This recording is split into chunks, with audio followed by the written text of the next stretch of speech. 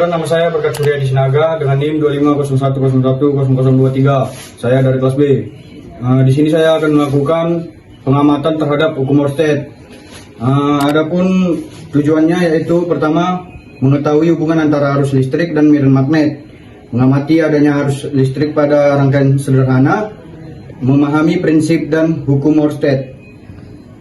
Hukum Oersted itu adalah arus listrik yang mengalir pada suatu pengantar yang dapat menghasilkan medan magnet di sekitarnya. Teori ini ditemukan oleh Hans Christian Oersted pada tahun 1820 melalui percobaan menggunakan pengantar berarus listrik dan kompas.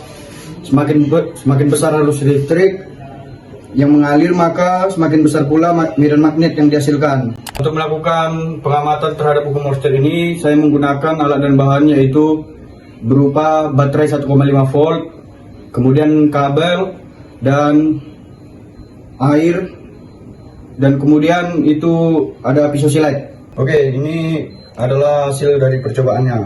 Yang pertama itu silet tidak dilekatkan dengan kawat. Nah, di sini tidak terjadi pergerakan apapun dari pisau siletnya. Oke, kemudian yang kedua itu kutub positif ke arah utara dengan didekatkan ke pisau silet. Nah, di sini bisa kita simpulkan dia bergerak melawan arah jarum jam. Kemudian itu kutub positif itu berarah di selatan dengan kita dekatkan ke siletnya, pisau siletnya.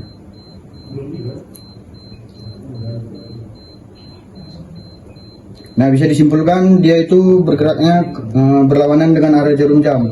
Nah, yang kemudian yang keempat, yang terakhir itu kutub selatan tetap kutub positif tetap berada di arah selatan tanpa didekatkan.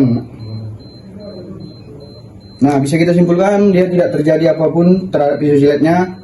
Nah, kemudian itu hasil dan analisisnya.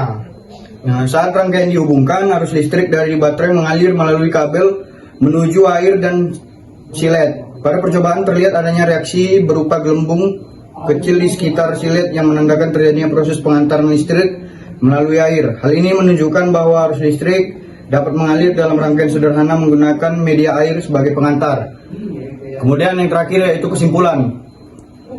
Berdasarkan percobaan yang saya lakukan tadi, dapat disimpulkan bahwa arus listrik dapat mengalir melalui rangkaian sederhana menggunakan baterai, kabel, air, dan silet. Adanya reaksi pada air menunjukkan bahwa listrik berhasil mengalir pada rangkaian percobaan.